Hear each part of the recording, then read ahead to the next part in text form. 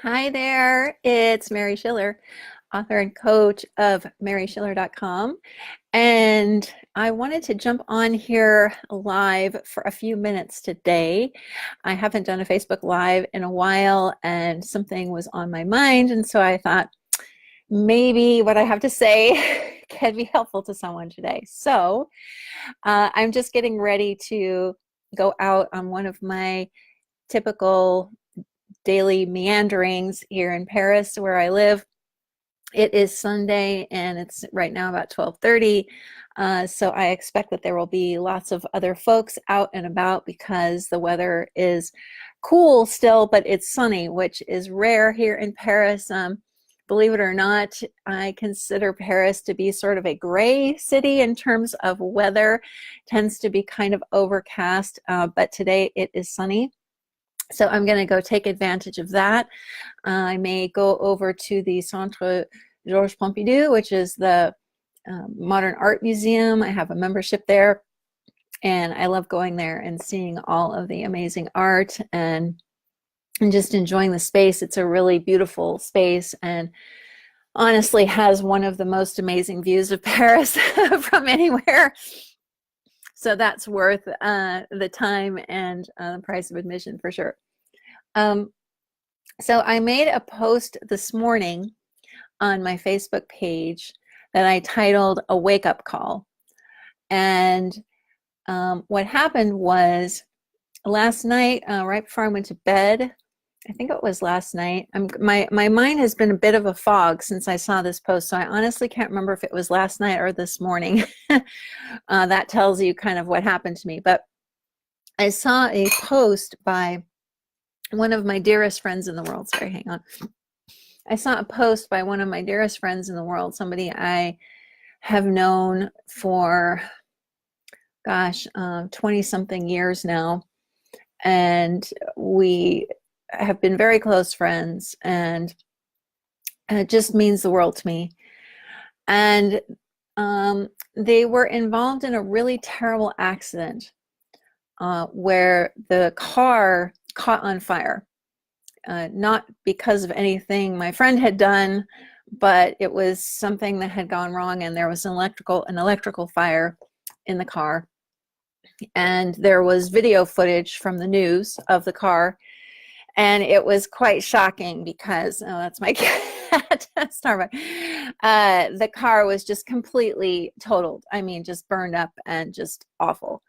And my friend managed to escape, but has burns on one side and is in a burn unit in California. And obviously, when I first saw this, my natural response, hi Rachel, was to be upset because I just couldn't get over what had happened. And then it took me a while for the reality of this to kind of sink in. And if I get teary, you're going to have to just bear with me. And I hope that the message I'm sharing today is worth it. You know, we hear all the time that, we should live each day to the fullest, and, we only have now, and we should live in the moment, and we never know when it's going to be our time to go, and all of those things. And of course, we are all going to die at some point. It's not like we're going to live forever. But the reality that my friend could have been taken from this earth in such a horrific way that was not in their control at all, just really hit home in a hard sense and really kind of woke me up again. I have lost people that I've known in sudden ways. No one's super close to me, but I did many, many years ago, back in the 90s, lose some people in a car accident who I knew, and that was quite a shock. And I think that anytime we are faced with a sudden loss or a sudden potential loss, like me with this dear friend of mine, it kind of wakes you up, right? And it's unfortunate that that kind of thing has that effect, that almost we need that sort of thing to wake us up. And so before you have to go through anything like that, I'm hoping that what I'm saying right now is maybe having the effect of waking you up. I was essentially sleepwalking through my life for about 30 years. And I say that I was sleepwalking because I was really living much of the time in a space in my head that was very dark. It was filled with, excuse me, traumatic memories. It was filled with a fear, anxiety, not just like garden variety anxiety, but post-traumatic stress disorder type anxiety, where you're constantly on alert, you're constantly vigilant, you're constantly on edge. Pardon me. And I didn't know that there was any other way for me to live. I thought that that was the way that I was going to experience life because of some traumatic things that had occurred, some violent things that had occurred to my person, etc.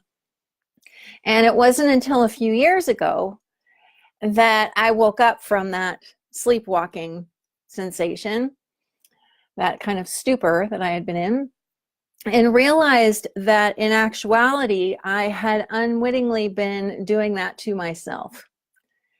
I had been blaming that condition on the person who perpetrated violence against me. But in reality, the suffering and the sleepwalking, hi Ingrid, that I had been experiencing all those years was coming from within me, because I hadn't seen that person in person for a really long time. And I thought, well, how can that person still be causing me this distress then? If they're not even around, they're not even part of my life in any way, how is it possible for that person to be creating this sense that I'm having, that I'm not fully awake, that I'm not fully alive? And I realized that that person was not responsible for the state that I was in. I was responsible for that. Not through any misdeeds or through being stupid or through anything like that, but simply not recognizing that I didn't have to live in that space if I decided I didn't want to.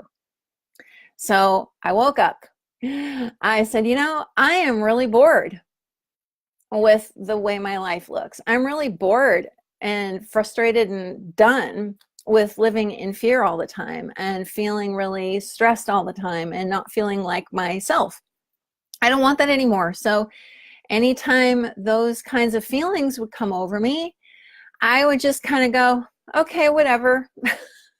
There they are. So what? What else can I go do?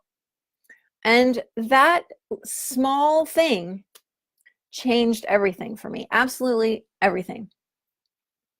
I saw that I could have any feeling, even what we might label as the worst feeling of grief, or like I said, this extraordinarily powerful sense of vigilance for our safety. We could have any strong feeling we want to have, that comes in, and we can be just fine. We can still function. We can still create. We can still feel alive. And that those feelings that we place so much importance on and we blame other people for causing, you know what? They just don't matter. Those feelings that look like they're stopping you, those thoughts that look like they're stopping you, you know what? They're not. They're absolutely not. And you know how I know this? Because I can look back on my life and I can see that during those 30 years when I was kind of sleepwalking in this PTSD headspace, I was still doing stuff. I was still creating things. I was making friends. I was having a, pretty good professional life. I was a good mom, still am, but whatever, I was still, things were still happening. So that was all the proof I needed to recognize that, the only thing that really needed to change from my perspective was that I woke up to the fact that if I was feeling suffering, I was creating that. I was creating that. And I didn't want to create that anymore. So I said, no, I'm not going to do that anymore. I'm done with suffering. Done. I don't need it. It doesn't need to be a part of my life anymore. So whenever those feelings would come over me, oh, cool, Rachel. So whenever those feelings that would come over me that used to feel like they were making me suffer, I would just kind of wave at them and go, yeah, hey, I recognize you, whatever. You can be there, you can hang out, you can do whatever you want. I don't care. I'm going to go do my thing. And so I became more of a consciously alive person. I was alive all those years. I wasn't actually asleep. But becoming conscious of the fact that that suffering was being caused by me listening to stuff and kind of buying into it and then deciding not to do that, that's what kind of brought me to real life, I would call it. That's what helped me to wake up. And it was literally as simple as this. I'll say it as simply as I can. If you are suffering, stop listening to thinking that says it's somebody else's fault, because it's not. I want you to take responsibility in the most amazing, loving, beautiful way possible and recognize that every feeling of suffering you have is coming from yourself. And you know what I want you to do with those feelings? I want you to wrap your arms around them and say, I love you, all you feelings. Thank you so much for giving me this amazing experience of being human. You're welcome here. You're not doing me any harm because you can't hurt me. I'm much bigger than any thought or feeling I have, and that includes the ones that used to create a feeling of suffering. So embrace all of them and realize they're not doing anything to you. You don't have to wrestle with them. You don't have to try to throw them to the ground or let them go or anything. They're just going to be there, and you can peacefully coexist and consciously live even with those feelings. Okay? I see so many people in my line of work, amazing people. I mean, like, some of the most incredible people I have met in my entire life, I have met since becoming a coach a few years ago. And they continually are looking at thoughts as though they are standing in their way of something. And the only thing that's ever, quote, standing in our way is absolutely nothing. Absolutely nothing. You know, the typical conversation is telling us that we have to do stuff with all this thought. We can't. I can't control the thoughts that come into my head, and I've never met another person who can, ever. It's just not possible. What I can do, though, is I can wake up to that fact, A, that they're not controllable, and B, I can wake up to the fact that they don't need to be. They don't need to be. We don't need to worry about having those thoughts and feelings anymore. They can all be there, and we can still go and do what we want to do. We can still go live the way that we want to live. There's absolutely nothing that you have to jump over, go around, dissolve, nothing. It's all an illusion. And so I get really frustrated because the normal kind of psychological and self-help conversations are so far off the mark. I love all those people for trying. But after spending, my entire adult life going through therapy and self-help programs and getting absolutely nowhere, What finally helped me was waking up to the fact that I was okay. There was nothing wrong with me. I was like every other human being out there. I was having some thoughts that created these momentary feelings, and I was looking at them so intensely and thinking there was something terribly wrong with me for having them, that what was causing my suffering. And my suffering ended just like that when I realized the truth about who and what you and I actually are. Hi, Rachel. Yes, that was a turning point for me. Knowing in my bones I couldn't control the thoughts and that I didn't need to. Once I had that insight, everything changed. That's really cool, Rachel. Really, really cool. Because, you know, I think that we are so used to this normal conversation that is taking place in the media and in books and everywhere, and that is saying, you know, there's something terribly wrong with us, with everyone, basically. And, you know, there's all this work that we have to do on ourselves. Well, the message of this live video today is to wake up from that stupor. Wake up from that stupor. It is not true. It is simply not true. And like I did, you can prove it to yourself. You can prove it. And this is what I did for probably the first 2 years after I started to see this, is I kept looking for evidence. I kept looking for proof that I was okay. And I would look back on all those years, even in my first marriage, which was, I kind of alluded to, which was incredibly violent and abusive. I can see even when I was in all of that and, you know, really seeing things in a very strange way, I was able to do a lot of cool stuff. I had my daughter and I started raising her. I had friends.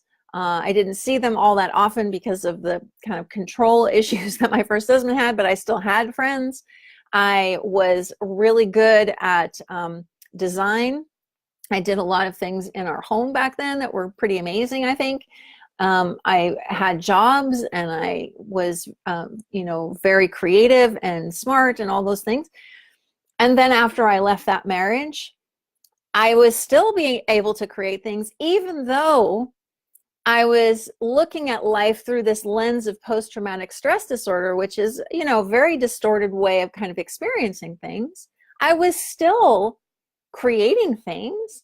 I went to graduate school and got 2 more degrees. So that made 3 altogether. I had really good jobs. I had good relationships. I got remarried to a wonderful, wonderful man. I continued raising my daughter, who's now grown, have a great relationship with her. All of those things were still happening. And that was my evidence that my life, literally, and your life is the evidence that you are actually okay and that you don't need to do any work on yourself. The only thing that really helps is waking up to that simple fact, is that there's nothing wrong with you. You are a normal human being because you have thought, and thought gives us this incredible human experience we're having in all its colors and variations. And gosh, wouldn't it be crazy, literally crazy, if we only all experienced one emotion all the time? That's not how we're made. It's not how we're made. And, you know, the fact that that I have interacted with so many people over the past few years who have had incredible lives and are still living in this space of there's something wrong with me, it's kind of heartbreaking, honestly, kind of heartbreaking. Because I would love everyone to, oops, hang on, one cat's gonna leap onto another one. That wouldn't be good. Here, yeah, you have to go down here, sweetie. You know, it would be amazing if everyone could wake up to this truth. I don't know even what the world would look like if that were possible, but, you know, I know what it's done for me. What it has done for me, I'll just explain this a little bit, is I kind of woke up to this now almost 5 years ago. And in that 5 years, Lots of stuff has happened, as life does. Things happen, including my father-in-law, my dear, dear father-in-law, who I loved so much, passing away, and some other personal things like that. Losing a job, which was quite interesting. I hadn't had that happen before. Starting a whole new career from literally zero or less than zero, and managing to create a business that I really love. I just enjoy so much what I do every day. I was able to move to this beautiful city of Paris, where I had wanted to live since I was 19. It took me a while to get here, but I made it. So my circumstances have shifted gradually over that time. But what has shifted even more than that, which, circumstances and all that stuff are kind of meaningless if you're living in a state of sleepwalking. And the way to wake up is not necessarily to have a wake-up call like a friend almost dying or you almost dying or some major event like that happening. We don't need something like that to wake us up. What we need is somebody to tell us the truth, which is that we don't need to be, how do I put this? We don't need to live in this state of defensiveness. We don't need to be some kind of warrior going through life, We don't need to be constantly knocking down walls and building up other ones and, trying to isolate ourselves from people and things that we think are going to hurt us. We can make change in this world a lot more easily, it seems to me, if we all start to recognize that we're fine just the way we are. And that I don't need you to be a certain way, to behave a certain way in order for me to feel better. None of that has to happen.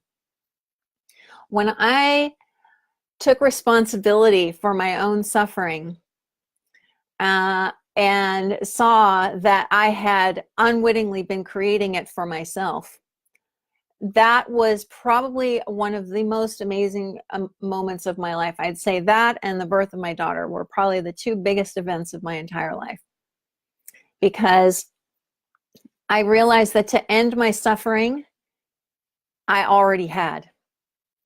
By seeing that it was coming from me, it was over.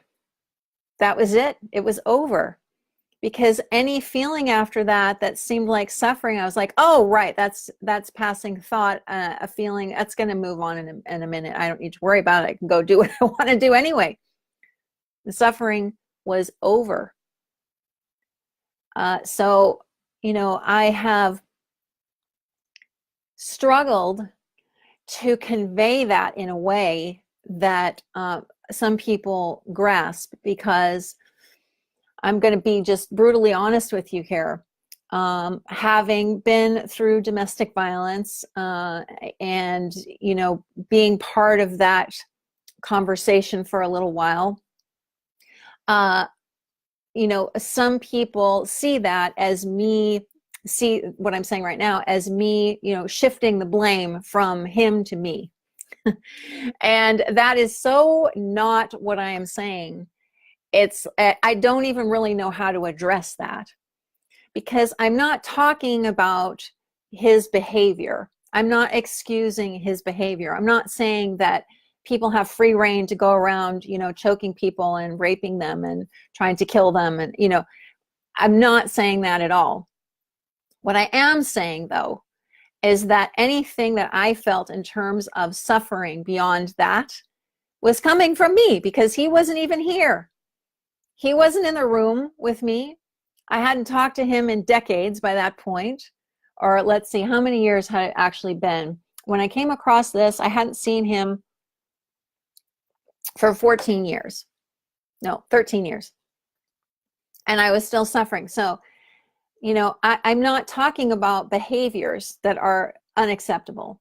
What I'm talking about is reclaiming, if you will, this notion that we are actually responsible for what's going on here, but that whatever is going on here is actually fine. It's all working beautifully. So any feeling that comes through us, to me, is like a gift. I don't care what it is anymore. I don't care if I feel stressed. I don't care if I feel grief. I don't care what the feeling is. I want them all. I have woken up to what life is. And it's not about controlling feelings. It's not about saying, oh, you've been sad for too long, so now you're depressed and you have a problem. That's not what this life is about. This life is about experiencing everything. It's about experiencing every feeling that comes through us, every single one, and being like, yes, I am alive, I am here, and I'm feeling this, and I want it. Bring it on. Bring it on. Wake up and bring it on. What else is life for? Is it for sitting around feeling like you're a loser because you've been depressed? No. It's feeling whatever you feel and being like, that's fine. Whatever it is, it's fine. You know, I felt like a loser for 30 years. I felt like I was a complete and utter failure at life. For 3 decades, I woke up every morning and felt like a failure. And I'm telling you that that was the most horrific way to experience life than one could imagine. I felt like a failure on every single level. When I woke up to the truth, when I woke up to the fact that that feeling of failure was simply me listening to repetitive thinking and going, yeah, Mary's a failure. Yeah, I agree. I was like, what am I doing? What am I doing? I don't need to listen to that. I don't like it. I don't want to listen to that. You know, it's going to be there. It can say what it wants. That's fine. But I don't need to be like, oh, I totally agree with you. I don't need to go there. You know, it's because it's not like I never have those thoughts and feelings anymore. I have them all the time. I was just yesterday, I said to my husband, I feel like a failure. And he's like, that'll pass. And I was like, yeah, you're right. Oh, well, I'll just go. And so I went to this co-working space nearby and did some work. And I was like, okay, it's cool. I can feel like a failure and I can still sit here and create things that I think will be helpful to people. You know, it's all right. So, you know, we just have this sense that that everything is beyond our control, and including our thoughts and our feelings, and we have to do all this stuff in order to be a good person, to be a whole person. Well, my biggest message to you today is to wake up out of that ridiculousness, you know, and just realize that you don't need anything. You have everything. You know, you may lack knowledge here and there, and that's fun to go get. I enjoy learning things, but you yourself are totally fine, totally whole, totally fine. Okay. Thanks, Summer. And that even when you have feelings that look like they're a problem, they're not. So you don't need to go down that road anymore. It's a waste of time. It's a waste of time. You know, if I think about all of the people that I have interacted with and all of the things that I used to do to try to manage my feelings so that I could go do something. I mean, I could have accomplished a lot more if I had woken up to this sooner. You know, I had one tinge of regret in my life, it would be that. But, you know, I just want people to stop working on themselves in this way, because you don't need to. And then go out and do something. You know, stop worrying about whatever state of mind you're in. Stop worrying that you don't have clarity. Stop waiting for insights. Stop, you know, don't even go down that road. You don't need to. Go do something. Go do something. Wake up and live. Go live.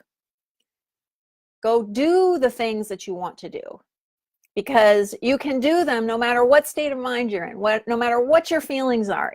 They don't matter. They're simply the paints that are coloring your experience right now, but they don't have control over you, because you are not that experience you're having. That is not who and what you are. I see this conversation about empowerment and things, and I think, what a crock of crap. We don't need to be empowered. We are the power. Who do you think is empowering us? We are, because we already have it.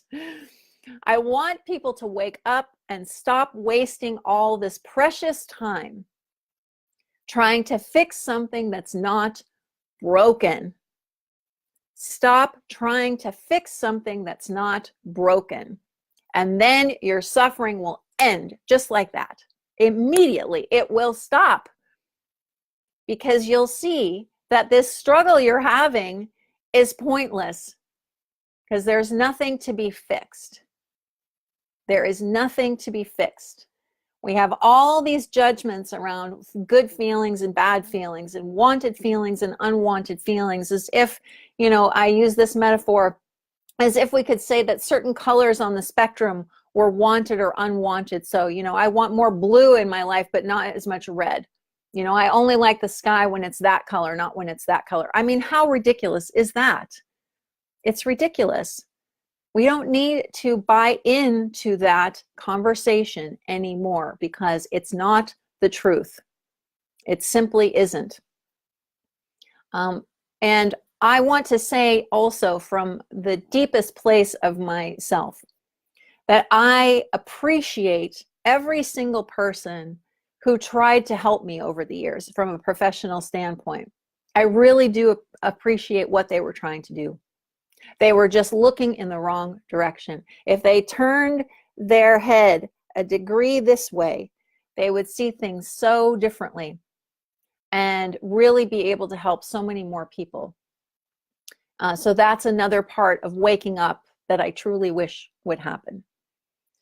So I think I will close out this video by saying, this Facebook Live, thanks for being here if you joined me live, and thanks for watching the replay, by saying that, you know, today's wake-up call for me, in seeing the fact that I almost lost a dear friend of mine so suddenly and so brutally, and I'm so grateful that they're alive to tell the story, because it was really, I think, just some kind of miracle that they got out of that burning car with their life intact. But what my wake-up call was that, you know, there is so much life to be lived, and so many of us are looking at our day-to-day emotional fluctuations and thinking that that's what life is, and it just isn't that. We all know this. Life is so much larger than that. And we are built absolutely perfectly. If you haven't watched the series on Netflix called Our Planet, I really urge you to do so, because whenever I see programs like that show the beautiful symmetry and symbiotic relationships in nature, you know, I think to myself, well, I am that too. You know, we are not separate from that. We are that as well. So when you see how the natural world is connected like this, perfectly blended together and working so beautifully together, well, what do you think we are? Do you think we're somehow outside the circle looking in? That we don't actually function perfectly too? Because we function perfectly even when it looks like we don't. Even when the cultural conversation has evolved to the point where supposedly every single one of us has multiple neuroses going at once. I don't want you to buy into that about yourself. I want you to wake up and stop sleepwalking through life listening to that conversation. It can still continue after you're awake, but it has a whole different sound to it. Instead, it sounds more like some gentle background noise, like a stream running in the background. And you can start listening to what's real, and you can start acting on what's real. instead of, in my mind, what is a total lie, was a total fabrication. I want you to wake up and live. I want you to go do something today, that you've been wanting to do for a long time. I want you to go through your day, and whatever feelings come up, just sit with them and realize that they are amazing, because they're giving you this incredible experience of being a living human being. What more could you ask for? What more could you want? So I hope that this has been helpful for you today, and I would love to hear your thoughts and comments. If you'd like to leave a comment here, that would be lovely. Or if you'd like to get in touch with me, please do. I'd love to hear from you. It's Mary@maryschiller.com. Have a wonderful day. I think I'm going to go, like I said, to the Centre Georges Pompidou perhaps, or I may just wander the streets and get lost like I often do here in Paris. Have a wonderful day, and I'll talk to you again soon. Bye for now.